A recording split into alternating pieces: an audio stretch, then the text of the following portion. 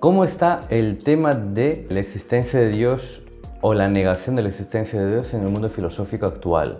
Porque siempre me viene el típico comentario de decir eso ya está superado, que bla, bla, bla, bla. Qué aburrimiento. No, para nada. A ver, esta es una de las grandes preguntas de la filosofía, se la han planteado siempre todos los filósofos. No está superada, igual que no está superada ninguna de las grandes preguntas de la filosofía, ¿no? Pero aparte, o sea, es verdad que va a depender un poco de en qué movimientos o corrientes filosóficas uno se mueva, pero desde los años 60 en la filosofía analítica anglosajona se le está dando muy fuerte porque ha habido toda una recuperación de la metafísica después de toda una serie de décadas de tradición muy cientificista, verificacionista, en la que no solo lo científico, solo lo que tenga base científica, no sé qué, bla, bla, bla. Han abandonado eso, han tenido una recuperación de la metafísica, de temas metafísicos y tal, y con eso hay una recuperación de la pregunta por la existencia de Dios. O sea, prácticamente los más grandes filósofos analíticos hoy en día tienen un pie metido en la discusión en filosofía de la religión y está súper vivo, o sea, se está publicando un montón en eso, yo he publicado ahí también, o sea, realmente hay muchos autores que están volviendo a este tema para discutirlo. Yo recuerdo haber quedado con alguien, haber empezado a grabar y llegué a decirle al cámara, que por el cámara me miraba con tristeza, le dije, deja de grabar, ya está bien. Y claro, se quedó en shock. Era la primera vez que yo cortaba un vídeo, no digo con quién, Luego o sea, pero fui muy tajante, le dije, deje de grabar. Y le dije, vale, entiendo tu postura, pero no me seas ridículo en los argumentos. O sea, para negar la religión no puedes decir, no, es que no se sabe ni siquiera si Jesús existió. No, o sea, no. O sea, eso es de primero de primaria. O sea, hay, creo, argumentos suficientes a nivel de historia, arqueología, como para afirmar, sí, el hombre Jesús, aquel que narra en los evangelios, existió como hombre. Más no podemos decir, no se meten en la verdad teológica. Hay un motivo por el que hasta un escéptico como Bart Ehrman, ¿sí? Que es uno de los, o sea, dentro de estudios neotestamentarios es uno de los escépticos que está en la vanguardia. Hay motivos por los cuales incluso él acepta que existió históricamente la figura de Jesucristo, ¿no? Pero es que, o sea, a mí me sorprende como a veces, quizás desde el lado ateo, hay una especie de sensación de superioridad intelectual, de no, nosotros somos lo racional, los que nos tomamos las cosas con la razón y tal. Y luego, al mismo tiempo, hay mucha gente dentro de esa comunidad, de la comunidad del ateísmo, especialmente en Internet, que cae en cosas tan absurdas como el miticismo, que al final es el terraplanismo de la historia, el miticismo. Cada bando tiene sus cosas, pues el bando ateo tiene esta que es, yo creo que bastante mayoritaria, dentro de la gente que lo único que hace es comentar en Internet, que tampoco es que haga mucho más. Y mira que yo he podido estar con gente que no cree directamente o que cuestiona el papel de la iglesia o de los curas y de todo. He tratado con gente de todo tipo, pero creo que me pilló en mal día. Fue en los primeros minutos y dije, ¡pam! Y dije, ¿entonces ya no vamos a grabar? No, gracias. Pero fue tajante en el sentido de que... Y luego se lo dije, no me vengas con argumentos ridículos. No, porque el que queda mal eres tú. Yeah. Estudia un poco, lee un poco. ¿No? Sí. No, y hay muy buenos argumentos a favor del ateísmo y tal, argumentos muy interesantes que vale mucho la pena estar pensando y reflexionando sobre ellos y tal. Pero claro, tiene que estudiarlo. Y si uno ya va con la mentalidad de no, esto está superado, pues ya no lo va a estudiar y por tanto lo único que va a reflejar en esa discusión es su propia ignorancia sobre el tema. Yo que sé, a mí a veces me vienen con cosas en plan, no, pero es que Hume ya dijo no sé qué, y yo, vamos a ver. Anda que no ha llovido desde Hume. Anda que no ha llovido desde Hume. O sea, ¿en serio te crees que desde Hume o desde Kant no ha habido nadie que ha dicho nada? Oye, tranquilo, viejo. Para intentar responder lo que dijeron ellos. Era en plan, joder, la discusión sobre este tema que se da en Internet no refleja para nada la discusión que estamos teniendo a un nivel más académico, que nos estamos tomando en serio las dos posiciones, estamos intercambiando argumentos, cada 2 por 3 estamos mejorando argumentos antiguos o incluso estamos trayendo a colación argumentos nuevos, ¿no? Y claro, todo eso es algo que una persona que se cree que la discusión se terminó con Hume y con Kant, pues todo eso se pierde. Hace un par de semanas estuve en el chat de un youtuber, un chat privado para sus Patreon, y salió justo alguien argumentando cosas así también, en la que yo le dije, a ver, no es del todo así. Y lo redirigí a tu canal, dije, no, puedes pensar mal porque yo soy cura y voy a defender lo mío, pero no, te remito a este canal de YouTube adictos a la filosofía en la que hay argumentos a favor del teísmo y argumentos a favor del ateísmo. Y ya decántate tú. Pero es que ese tipo de discusiones no está superado. Es algo vivo. Por eso mismo hay las réplicas y contrarréplicas y la cosa es estar informado. Yo antes le seguía más con atención los diálogos, pero desde que acabé la carrera de filosofía yo ya he perdido un poco. A mí me gusta, me estoy metiendo mucho en esta área y tal, y me gusta sobre todo porque, o sea, la filosofía de la religión es como una puerta de entrada a la filosofía en general brutal, porque como ahí está todo el mundo intentando utilizar literalmente cualquier cosa como argumento a favor o en contra de la existencia de Dios, a poco que te metas vas a tocar de todas las ramas de la filosofía, vas a estar viendo de las discusiones sobre la naturaleza del tiempo, las discusiones sobre la conciencia, las discusiones sobre el conocimiento, sobre, o sea, todo. Vas a tocar de todo en filosofía de la religión. Entonces, pues a mí me gusta mucho, a veces se lo he dicho a gente en plan, ostras, ¿qué hago para introducirme en filosofía y tal? Y yo les digo, bueno, pues una buena manera es investigar sobre cualquier argumento a favor o en contra de la existencia de Dios, porque ahí vas a empezar a tocar de todo. De todo. Entonces es una puerta de entrada muy buena y además, o sea, como muy atractiva porque se centra en esta pregunta existencial tan nuclear de la existencia de la vida humana, ¿no? Yo tengo conocimiento de que hubo muy buena amistad entre, ¿cómo se llamaba este hombre? De la sillita de ruedas, el Echenique, pero el nivel pro. Hawking. Ese. Con Manuel Carreira. Era un sacerdote de la Santa Sede, astrofísico también, de formación, a cargo de, o participando en el Observatorio Astronómico Vaticano. Tenían muy buena amistad. Yo recuerdo que tenían incluso un pique muy constante, pero muy sano, al fin y al cabo, ¿no? No hay ninguna pero es que lo lamentable es que haya gente en el mundo de la ciencia que piensen que es imposible el diálogo con el creyente, porque cree que el creyente es literalista de la Biblia, cuando los católicos no somos literalistas. O sea, no sé si actualmente hay algún científico. Yo recuerdo que desmontaste a uno. Ahora el nombre no me viene. Hice un vídeo sobre la supuesta refutación, entre comillas, que Richard Dawkins hace de las 5 vías en su vídeo El espejismo de Dios, ¿no? Que es muy lamentable. Bueno, al final es lo que le va a pasar a cualquier persona que, creyéndose que lo sabe todo, sale de su área de especialidad y empieza ahí a pontificar como si fuera aquí, pues no sé, el máximo exponente en la filosofía de Santo Tomás, y en 5 páginas se lo ventila y no da en palo al agua, ¿sabes? Entonces, bueno, si a alguien le interesa que vaya a ver el vídeo, pero básicamente es eso, ¿no? Claro, luego en cambio lo ves en otros libros en los que él se centra más en lo que él sabe. Creo que tiene uno, El relojero ciego, en el que habla sobre todo de la evolución y critica la hipótesis del diseño inteligente y tal, y ahí al tío lo ves, pues efectivamente en su salsa y está... O sea, se nota que el tío domina de lo suyo y tal, pero claro, a la que se sale o sea, por creer que con dominar de lo suyo ya puede pontificar sobre todo, pues lo siento, solo con saber ser biólogo, eso no te da para saber cómo hay que interpretar las 5 vías de San Tomás. ¿Ha dado algún paso adelante o hacia atrás en el ámbito académico este hombre? No tengo ni idea, no he seguido más la pista. Luego creo que hace un par de años volvió a publicar otro libro, pero ya no lo sé. No lo sé. Claro, él digamos que se salió mucho de su área cuando pues se metió en el movimiento este de los nuevos ateos. ¿Hay un movimiento de los nuevos ateos? Sí, no sé si se llamaron a sí mismos así o es el nombre que cogieron, les dieron otros, ¿no? Pero el nuevo ateísmo, ¿no? A partir de el ataque en las Torres Gemelas y tal, salieron pues eso, Dawkins, Sam Harris, Daniel Dennett, Christopher Hitchens, ¿no? Y estos fueron como los 4 jinetes del ateísmo, les llamaban, ¿no? Es como curioso la simbología religiosa, ¿no? De la que depende también ese nuevo ateísmo. Y bueno, empezaron ahí con un discurso muy, muy ideológico, en el sentido de que tenía muy poca base filosófica, al menos en Hitchens y Dawkins. Dennett sí que era de formación filósofo.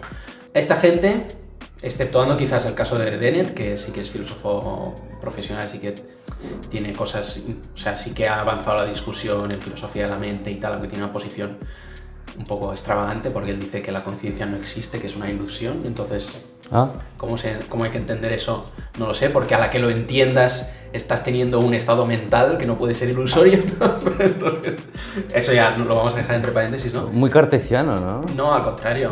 ¿Sí? Claro, Descartes sería... No, en el hecho de dudar, pero para dudar bueno, claro, no sí. duda de determinadas cosas. Sí, sí. A eso me refería. Sí. En ese absurdo, cae en el absurdo. Sí, sí, para mí es una posición que cae completamente en el absurdo, pero bueno, yo creo que al final se lleva, o sea, se ve forzado a llegar a esa conclusión absurda por los presupuestos materialistas que tiene, ¿no? Y en lugar de decir, vale, esta conclusión absurda anula mis presupuestos materialistas, pues no, pues se sigue, por tanto lo acepto, ¿no? Bueno. Vale, vale, O sea, vale. si alguien quiere, no, pues yo voy ahora a estudiar ateísmo y tal, pues que no vaya a leer a Dawkins, por favor, que no vaya a leer a Hitchens, que no vaya a leer a Harris, que busque Graham Oppy, un Quentin Smith, un Mackie, un Schellenberg, ¿vale? O sea, autores que realmente hayan trabajado en esta área y que hayan, bueno, que hayan publicado y que hayan ayudado a avanzar la discusión. Lo digo sobre todo porque, digamos, una pregunta recurrente también ha sido ¿qué piensas de los ateos? Mi respuesta ordinaria ha sido, me sabe mal. Digo, ¿por qué? ¿Porque son ateos? No, a ver, algunos han llegado al ateísmo como por decepciones particulares, ¿no? Con lo cual es como un hijo que se pelea con su padre y no quiere saber nada del papá, ni siquiera que se lo menciones, porque le hace tener sarpullido, ¿no? Que se le irrita ahí un poco, ya tú sabes, que no le deja caminar. O sea, en ese sentido me sabe mal. Más, no solo eso a nivel anímico, me sabe mal, es una situación anímica. Lo que sí que a mí me gusta, o sea, ¿qué pienso del ateísmo? De que me gusta cuando se curran sus argumentos y me hacen pensar. Sí. No significa que sus argumentos hagan tambalear mi fe, sino mi intelecto. A ver, ¿cómo encuentro respuesta a esto? ¿Cómo encuentro luz a esto? O sea, ese ateísmo es el que me gusta, no el que dice no y ya está. No es el que pontifica diciendo no. Pues ese me da más bien hasta incluso un poco de asquito. Sí. No, claro, es que al final también o sea, en el lado creyente está el peligro de como encerrarse en una burbuja, ¿no? Y quizás hacer oídos sordos a las objeciones que pueda haber hacia el teísmo en general o hacia la fe cristiana en particular.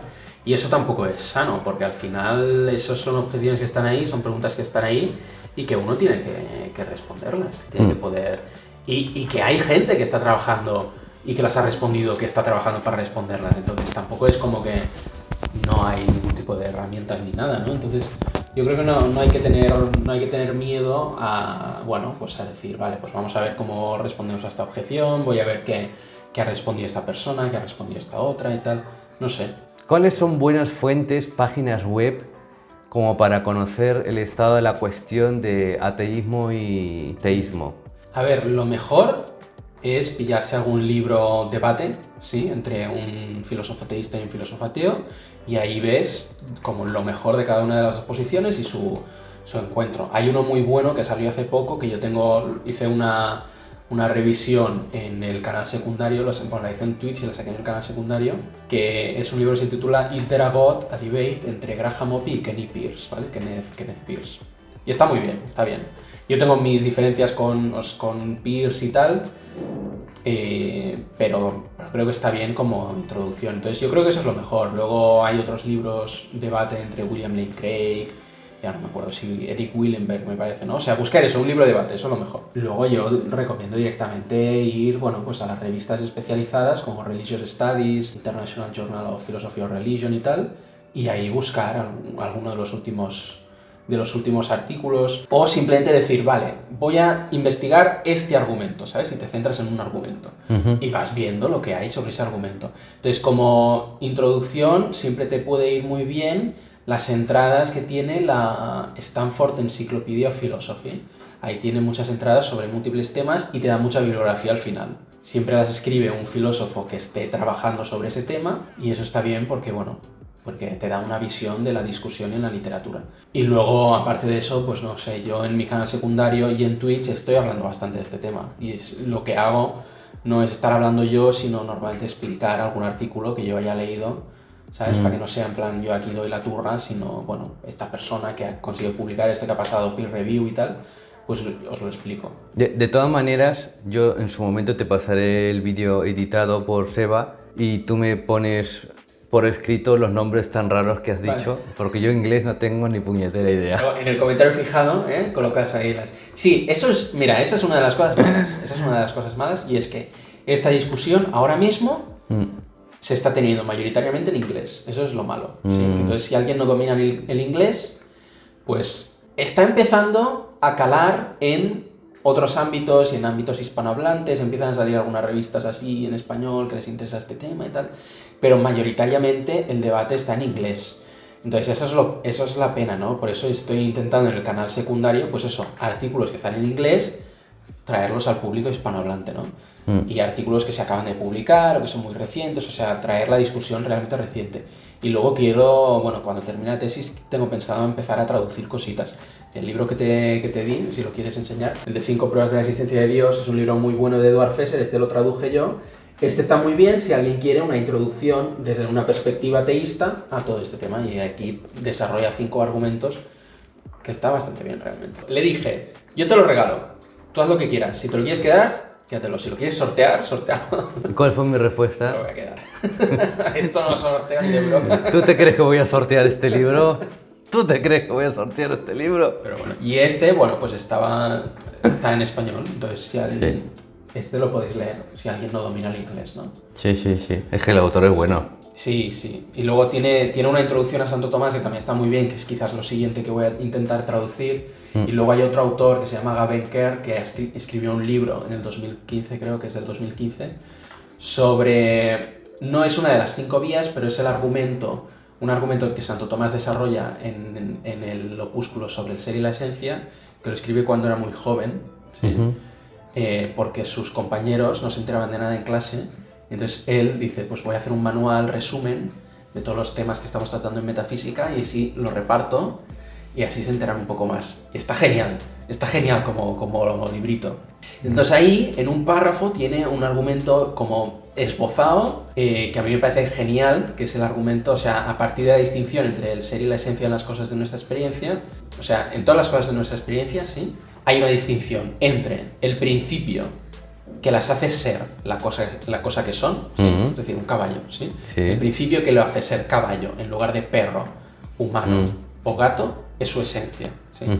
Y luego el principio que hace que el caballo simplemente sea en lugar de no ser es el ser, ¿sí? El acto de ser, el esse en latín. Qué chulo. Entonces, Tomás dice, hay una distinción real entre estos dos principios. ¿Por qué? Porque, por ejemplo, vemos en nuestra experiencia que hay un montón de cosas distintas que son cosas distintas, ¿sí? Es decir, que tienen esencias distintas, pero en cambio todas comparten el ser, todas son. El existir. ¿Sí? Todas son.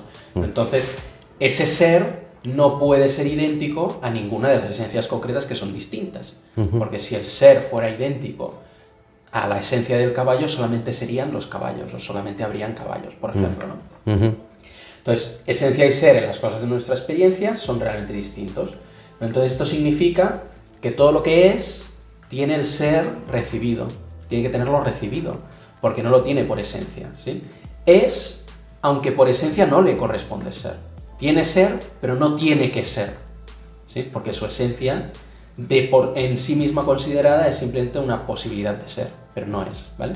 Entonces tiene que tener el ser recibido de otro, es decir, allá hay un regreso causal, esto no se puede ir al infinito, por tanto, tenemos que terminar el regreso en algo que sea su mismo ser, es decir, algo cuya esencia sea idéntica con su ser, y eso es ese ipsum subsistens, el ser puro subsistente, que es Dios, ¿vale?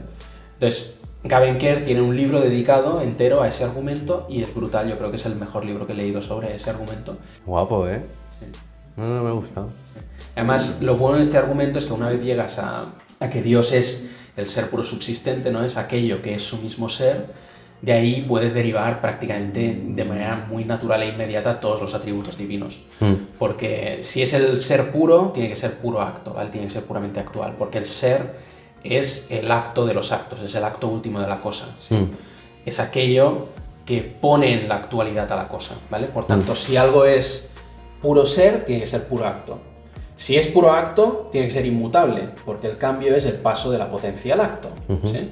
O sea, el café caliente está potencialmente frío, entonces el cambio de pasar de estar caliente a estar frío es la actualización de esa potencialidad de frío a pasar a ser en acto.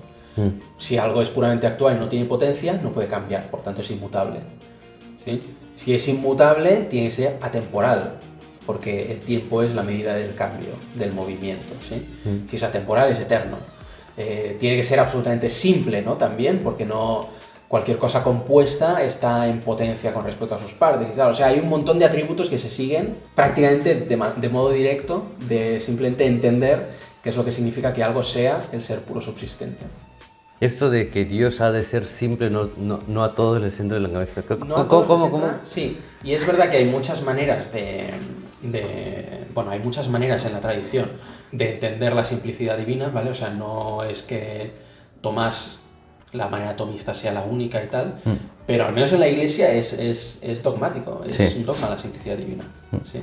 Es algo que recibe la reflexión cristiana de la metafísica griega, ¿sí? Platónico-aristotélica y tal, y lo toma como que eso es verdad, eso es un logro de la razón humana, de que ha llegado realmente a conocer, o sea, para que se vea la confianza que la tradición religiosa tenía en la razón humana, separada y sin acceso a la revelación, ¿no? Sí. Que incluso la razón podía llegar a conclusiones como muy realmente alejadas y muy abstractas acerca de la divinidad, ¿no? Pues eso, y eso está dogmatizado en la Iglesia Católica. Y es que algunos piensan que dogma es aquello que tú tienes que acoger sin pensar, ¿no? Justamente es una victoria de la razón. Es una victoria de la razón asegurada por el magisterio de la Iglesia. Exacto. Eso mola. Yo cuando empecé a estudiar decía, qué guay, está guay, está guay. Sí, sí, sí. Pregunta complicada. Leonidas murió.